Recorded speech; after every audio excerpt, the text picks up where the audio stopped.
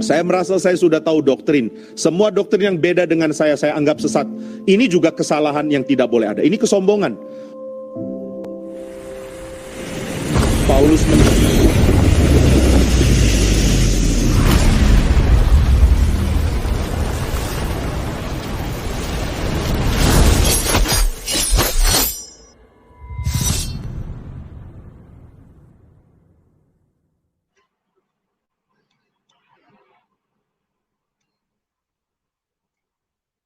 Assalamualaikum warahmatullahi wabarakatuh. Berjumpa lagi dengan saya, Dr. Akal ya, di channel kesayangan kita, Hidayah Mualaf Channel. Channel yang mengedukasi dan menghibur. Channel di mana Oten yang datang untuk belajar akan pulang membawa ilmu, sedangkan Oten yang datang kejang-kejang akan makan tak sedap, tidur pun tak bisa sleeping ya. Kali ini saya akan menampilkan pernyataan dari seorang pendeta yang bernama Pak Jimmy Pardede ya, Pendeta Jimmy Pardede. Di mana Pak Jimmy Pardede menyinggung ya banyaknya pendeta-pendeta yang suka menyerang gereja lain dan juga doktrin lain, selalu merasa dirinya lebih pintar, merasa dirinya lebih jago. Ya sering kita melihat banyak ya pendeta yang karena usianya lebih tua, karena merasa lebih senior, karena merasa ilmunya lebih tinggi, mengejek-ngejek, menyerang, menyesat-nyesatkan pendeta lain. Dan saya rasa teman-teman di dunia debat lintas agama YouTube ini sudah sangat familiar lah dengan pemandangan tersebut ya. Antar pendeta saling serang. Ada yang merasa, wah saya doktor, saya master teologi. Kamu cuman pendeta abal-abal yang nggak jelas sekolahnya. Kamu bodoh, kamu sesat, kamu nggak ngerti. Ya, sering kita melihat pemandangan-pemandangan seperti itu. Ya, jadi inilah yang disayangkan oleh Pak Jimmy Pardede.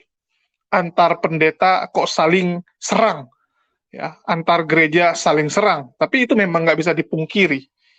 Ya, sampai kiamat pun saya rasa akan terus seperti ini, karena sudah dari awal, dari pertama kali kekristenan muncul, itu antar pendeta atau pastor zaman dulu, ya, antar bishop zaman dulu itu juga udah saling beda pemahaman. Karena beda pemahaman itu mereka saling serang, saling berantem, saling berargumen, bahkan udah saling bunuh. Bagaimana zaman Athanasius, ya, terus Tertullianus, ya semua saling serang. Kita tahu sejarah itu. Jadi bukan hal yang aneh kalau kutuk itu mengalir sampai sekarang. Kutuk perpecahan itu mengalir sampai sekarang.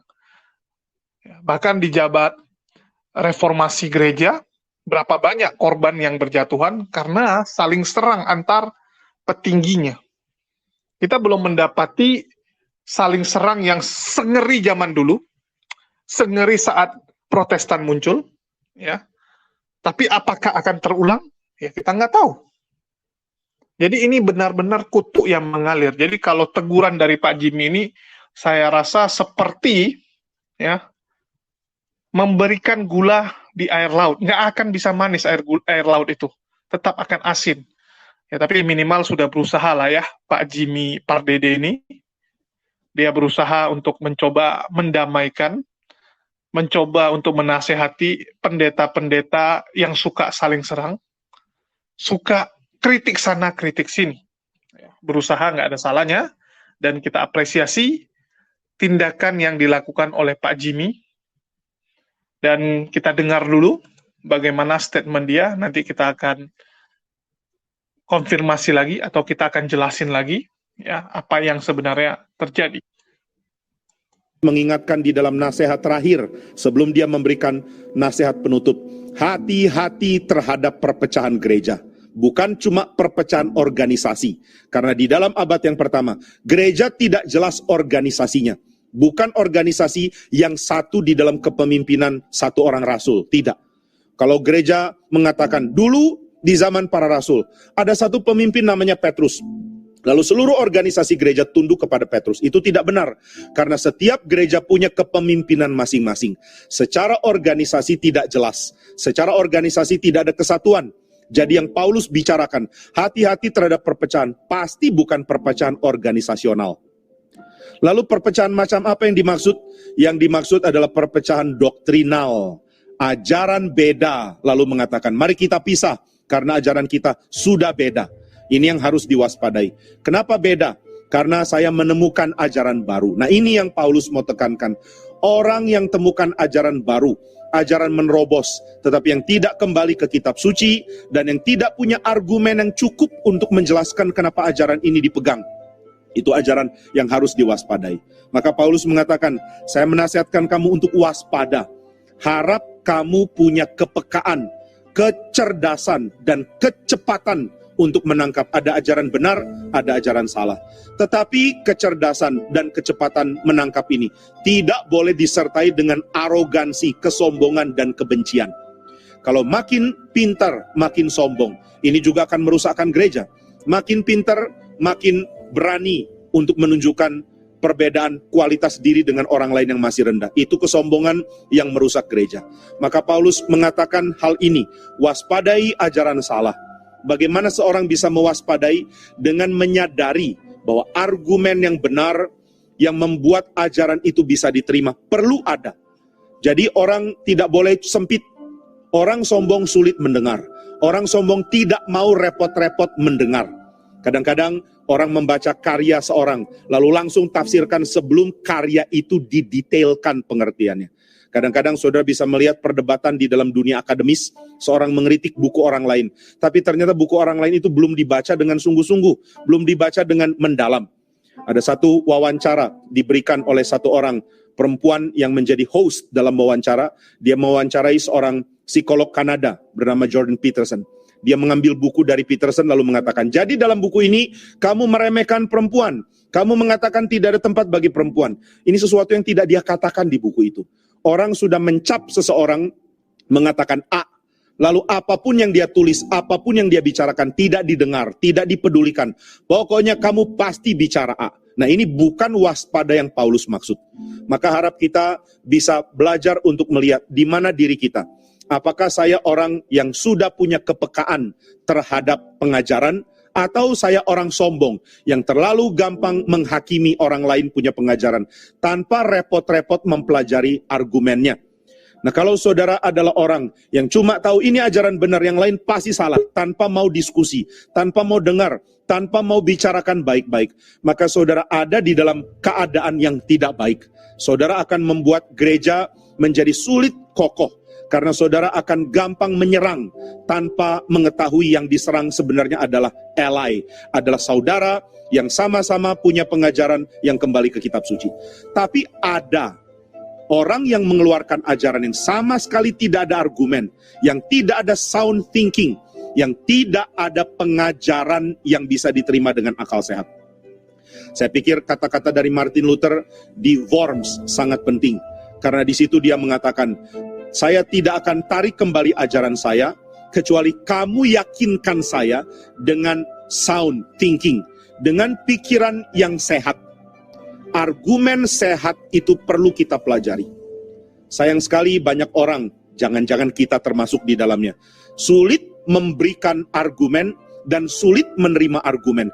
Pikiran kita terlalu dibatasi dengan kesimpulan-kesimpulan. Kita tidak terbiasa memberikan argumen, dan kita tidak terbiasa meneliti argumen. Kadang-kadang kita melihat pertengkaran antara dua orang terjadi karena masing-masing tidak memberikan alasan yang jelas. Masing-masing menyerang posisi orang lain dengan penjelasan serangan yang sama sekali tidak nyambung. Ketika satu orang memberikan penjelasan tentang orang lain, saya tidak setuju dengan cara kamu berpikir. Saya pikir kesimpulan yang kamu berikan tidak tepat. Orang itu marah. Kenapa kamu membenci saya? Loh, saya tidak benci. Saya cuma mengatakan argumenmu tidak tepat. Yang kamu katakan kurang baik. Lalu mulai terjadi permusuhan. Kenapa bisa bermusuhan? Karena satu orang merasa diserang.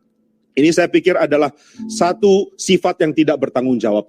Orang tidak sadar bahwa perdebatan doktrin di dalam gereja adalah perdebatan yang wajib terjadi, tapi harus disertai dengan kedewasaan berargumen dan kedewasaan berdiskusi. Saya menemukan ini juga sesuatu yang punya aspek pastoral. Banyak orang punya masalah di keluarga karena kurang bisa memberikan argumen, kurang bisa berdebat dengan baik. Orang terlalu gampang hanyut ke dalam perasaan dibenci, perasaan diserang, perasaan diancam, sehingga membela diri tanpa memperhatikan argumen. Ini sesuatu yang bisa terjadi di dalam kehidupan kita sehari-hari. Coba perhatikan berapa banyak saudara bertengkar. Kalau saudara bertengkar, kalau mungkin direkam. Jadi sebelum bertengkar, izin rekam dulu sama pasanganmu. Kenapa kamu begini? Oh, kita mau bertengkar ya? Sebentar ya, saya keluarkan HP. Mari, silakan. Pertengkaran dimulai. 3, 2, 1, go! Lalu saudara silakan bertengkar. Setelah itu saudara bikin verbatimnya. Lalu saudara selidiki argumen-argumen aneh yang saudara keluarkan atau yang pasanganmu keluarkan. Saudara akan melihat betapa bodohnya kita waktu kita sudah termakan emosi. Betapa bodohnya kita berkata-kata. Ada orang mengatakan, iya memang kalau pertengkaran tidak pakai rasio, selalu buruk karena perempuan selalu pakai perasaan. Saya akan koreksi mengatakan, dalam pertengkaran perempuan biasanya main perasaan, itu benar. Tapi laki-laki biasanya main ego. Jadi jangan pikir laki-laki juga bertengkar pakai rasio, itu omong kosong. Laki-laki pakai ego, perempuan pakai perasaan. Dua-dua bertengkar, ya sudah habis. Makin lama makin runyam, lalu perlu konseling. Waktu konseling yang konseling jadi bingung. Apa sih yang kalian pertengkarkan? Ini loh, suamiku tidak menghargai aku. Suamiku tidak menghargai perasaanku. Lalu yang suami bilang, istriku tidak menghargai aku sebagai pemimpin. Kenapa tidak menghargai sebagai pemimpin? Karena saya sudah putuskan apa? Dia serang keputusan saya. Istri bilang, saya nggak serang keputusanmu. Saya cuma berikan pendapat. Masa berikan pendapat nggak boleh? Ini diktator macam apa? Seorang istri tidak boleh memberikan pendapat. Lalu suami mengatakan, berikan pendapat boleh, tapi jangan serang saya sebagai pemimpin. Loh, siapa yang serang kamu sebagai pemimpin? Saya berikan argumen kok. Lalu istri juga marah. Kenapa marah? Karena suami tidak memperhatikan apa yang aku rasa. Ini jadi pertengkaran bodoh. Coba ya, kalau nanti ada kemungkinan saudara baca lagi verbatim pertengkaranmu, saudara akan ketawa sendiri. Kenapa saya begitu bodoh? Kenapa saya tidak berpikir jernih? Maka cara berpikir jernih atau cara berpikir yang sehat, itu yang Paulus harap ada pada gereja. Pikiran sehat akan menerima argumen yang sehat. Ya, oke, teman-teman sudah lihat ya penjelasan dari pendeta Jimmy ini, ya, di mana dikatakan orang menjadi sombong, menjadi angku, ya, merasa dirinya lebih pintar dan menyerang orang lain, ya. Bahkan sesama pendeta saling serang. Dan setelah mendengar ini mungkin saya akan putarkan satu video yang cukup menarik, sudah saya post ya kemarin. Ini diskusi antara Joshua Teu dan Mangapul Sagala, dan mungkin teman-teman nonton ulang supaya teman-teman lihat ya bagaimana kemampuan dan kualitas dari mereka berdua. Aduh, Bapak gereja kok jadi ukuran? Bukan. Nah, sedangkan saya mau tanya, Bapak gereja itu ambil dari mana dalilnya? Belajar dari mana? Alkitab kan? Dari Alkitab. Nah, kalau saya kembali ke Alkitab langsung, apa salahnya kalau Roh Kudus pimpin saya? Bukankah Bapak gereja dipimpin Roh Kudus? Kenapa enggak kembali ke sumber utama aja? Udah? Kenapa harus nyangkut ke mereka? Udah? Udah. Oke. Tenang dulu, tenang. Iya, Jadi, tenang ini, tetap tenang. Adikku JT sayang, kamu bilang kamu Abangku Mangapul Sagala tercinta. Jadi, yang saya tahu di Perkantas, tidak ada seorang pun yang memfitnah saya dan tidak ada seorang pun yang kufitnah, oke? Ya, Sampai saya pun begitu. Sampai abang ikut-ikutan orang nyesat-nyesatin saya. Jujur bang, saya bilang saya hormati Bang Sagala. Saya hormati. Saya pernah gandeng tanganmu bang. Jalan masuk di sekolah, ada beberapa sekolah yang kau datangin itu. Aku temanin kau bang. Kau masuk di kelasku, kau ngajar. Masa kau bilangin saya orang bodoh, saya nggak kenal dia ngaku-ngaku aja. Ah, ngaco bang. Ya kau jangan emosi lah sama abang. Ya, enggak, ini gaya bahasanya memang orang Indonesia Timur. Songonido amang. Oke, terima kasih. Jadi gini, yang saya katakan gini, jangan bilang aku ikut-ikutan orang mengatakanmu sesat. Memang di dalam nama Tuhan Yesus, kalau saya memfitnah kamu dengan mengatakan sesat, biarlah Tuhan menghukum saya. Amin. Tapi pemahamanmu yang mengatakan Bapa itu adalah anak, anak itu adalah roh, itu bukanlah jalan Tritunggal yang diturunkan turun-temurun oleh Athanasius.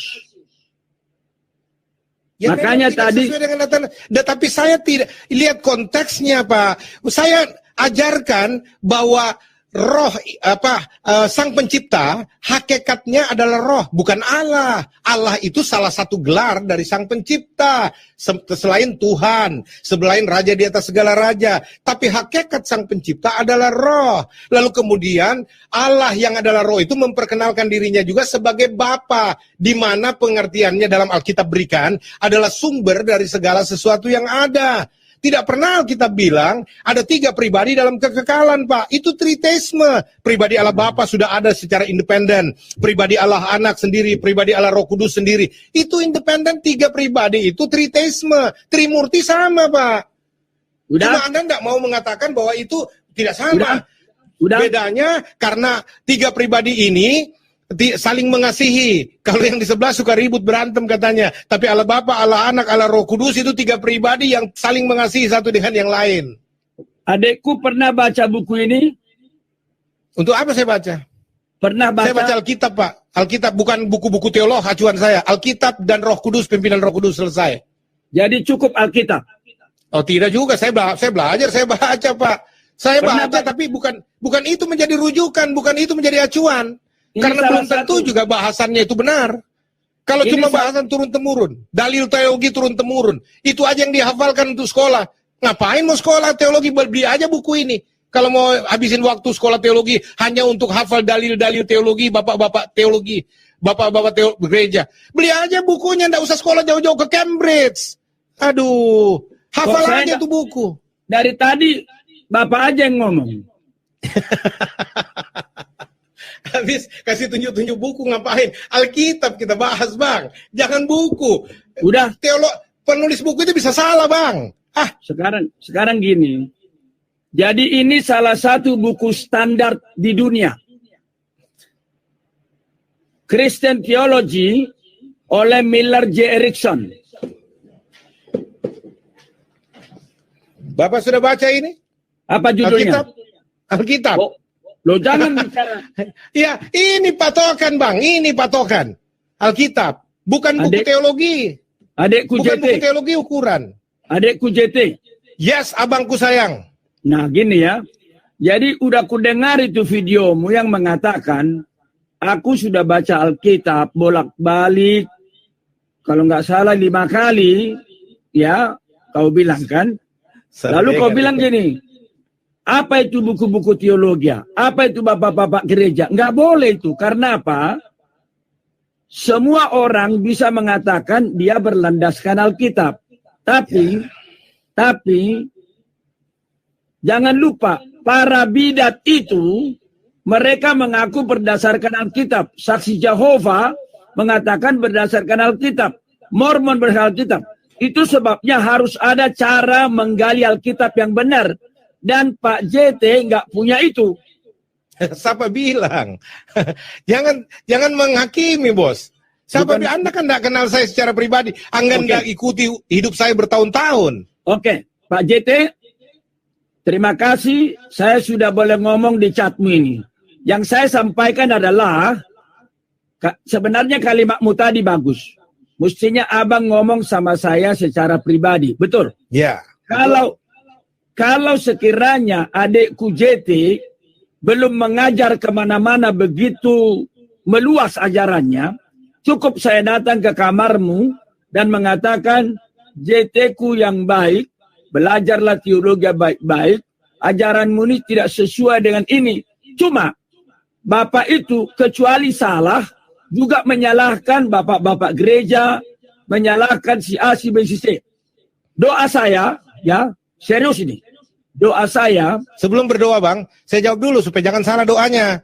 Saya dalam konteks berlawanan, berargumentasi dengan orang yang menuding saya, lalu mengkultus-kultuskan bapak gereja, bapak suci dan sebagainya. Saya pertanyakan, siapa yang lantik mereka jadi bapak-bapak gereja? Instansi mana yang lantik mereka jadi bapak-bapak gereja, bapak suci dan sebagainya? Saya nggak terlalu setuju dengan istilah-istilah begitu. Jadi seolah-olah patron kebenaran dari mereka. Itu yang saya bahas. Bukan saya menghina, tidak. Saya bahkan tidak mengeneralisasi, Pak. Gitu loh. Udah. Oke. Jadi gini aja. Saya memang jadi orang bodoh bicara denganmu. Karena semua yang kebenaran yang kukatakan, yang kupelajari sampai keliling dunia nggak ada artinya. Doa saya seperti kata Rasul Yakobus, jangan jadi pengajar.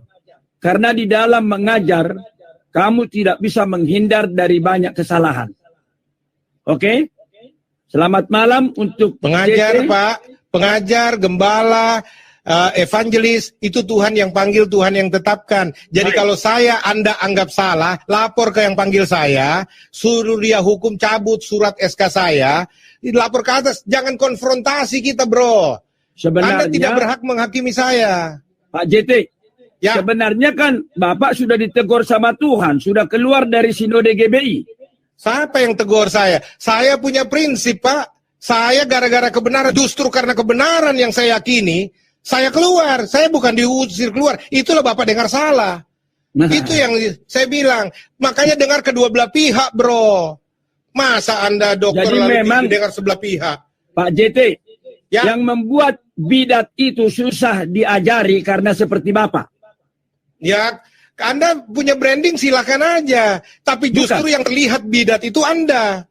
Ya, karena Bukan. Anda tidak berdasar pada bapak-bapak gereja melulu Alkitab Anda sisihkan. Cuma Lupakan. klaim-klaim aja. Alkitab Anda jadikan pembenaran, bukan Oke. kebenaran. Oke?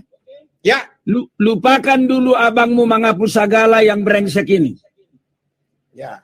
Pertanyaan saya, sekiranya kau datang ke rumah saya atau saya ke rumahmu, adik, saya akan bilang, jangan selalu merasa benar. Kalau kau merasa benar, beda dengan benar. Benar itu objektif. Merasa benar itu subjektif. Kalau adikku merasa benar dan benar-benar benar, tidak akan mungkin disuruh sama sinode GBI untuk memilih robah ajaranmu atau keluar dari GBI. Loh, saya kan berikan koreksi, Pak, sesuai dengan literalnya. Jadi, pengakuan iman, Gilbert aja juga sendiri seperti itu, tapi kemudian dia menyangkali. Saya bukan bawa-bawa Gilbert, tapi memang begitu. Dulu bahkan kami dirikan sinode sendiri kok. Sudah bicara sama banyak, Pak, tapi tidak usah lah. Nah, sekarang Anda mau ukur saya, lalu jengkal saya, itu hak Anda silakan, Pak Mangapul. Tapi saya bilang, tolong hargai juga. Jangan di muka publik Anda bidat-bidatkan saya, sesat-sesatkan saya, tolol-tololkan saya, bodok-bodokin saya. Saya nggak bisa terima juga. Dang maradat ho. Molo halak bata doh hamang. Dang maradat ho. Udah? Sudah. Oke. Makanya aku bilang, maafkan saya atas segala kesalahan abangmu. Ya kalau maaf jangan buat lagi. Loh, masalahnya kau sesat. Berarti kau munafik dong. Pura-pura minta maaf untuk apa? Pencitraan. Itu munafik. Itu Bukan maaf munafik. pencitraan. Iya. Buktinya. Kalau maaf, Kalau- jangan lagi. Kalau maaf berarti salah, jangan lagi berulang. Tuduh-tuduh orang sesat, bidat-bidatkan. Oke, teman-teman sudah lihat ya, bagaimana dia bilang di awal tidak akan bilang orang sesat, tapi terakhir dia bilang orang sesat juga ya. Tapi disinilah saya bilang, ya, orang itu kalau sudah lupa diri, merasa dirinya benar, maka di mata dia orang lain yang bertentangan dengan dirinya semua salah. Ya, sama seperti dibilang Pak Mangapul itu, merasa benar itu subjektif. Apakah Pak Mangapul benar atau merasa benar? Ya silakan nilai sendiri. Ya, kalau menurut saya, ya kalian lihat sendiri gitu kan. Apakah sudah ada turun hakim yang menyatakan yang benar mana? Ya, masalah pengajaran. Ya, masalah pengajaran. Itu balik lagi. Pemenang membuat sejarah. Contoh China. Zaman dulu China dari dinasti, jadi demokrasi, baru jadi komunis. Kalau dibilang yang benar apa, orang Cina akan bilang komunis. Karena mereka merasakan dampak dari komunis bagus untuk mereka sekarang. Negara mereka maju. Mereka akan bilang demokrasi itu nggak baik karena banyak korupsi. Ya. Jadi ini masalahnya pemenang yang buat gitu. Apakah itu yang paling benar? Belum tentu. Belum tentu gitu kan. Merasa benar, iya. Kita nggak bisa pungkiri. Contoh, misalnya saya berargumen. Saya merasa ajaran saya yang benar. Itulah saya perjuangkan. Kamu merasa ajaran kamu yang benar, maka kamu perjuangkan ajaran itu. Siapa yang benar ya tunggu kita meninggal. Nanti baru kita buktikan. Kan simple. Menyesat-nyesatkan orang, ya nggak masalah. Pakai argumen jelas. Ya. Kalau udah merasa paling benar, ya, dan timbul sifat arogansi, ini yang salah. Kita bisa rasakan ya, orang yang ingin mengoreksi ajaran orang, menasehati orang, dengan orang yang sedang menghakimi. Nah, ini beda-beda tipis nih. Menghakimi dan mengoreksi itu beda-beda tipis.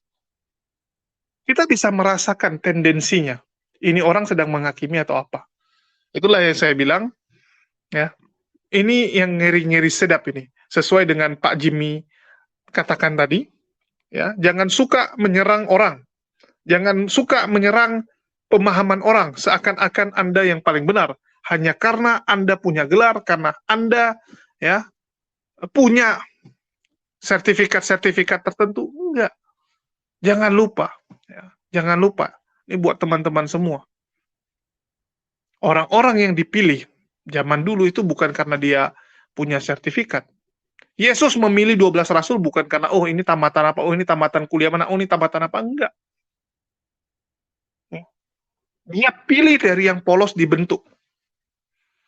Maka kalau kamu punya hikmat dari Allah Subhanahu wa Ta'ala, dari Tuhan, mau profesor, mau insinyur, mau dokter, pasti akan bertekuk lutut di hadapanmu. Kalau hikmat yang kamu miliki itu dari Tuhan. Itulah zaman dulu sering dikatakan ya, kepenuhan, dia kepenuhan gitu kan. Kebijaksanaannya luar biasa, seperti sedang kesetanan.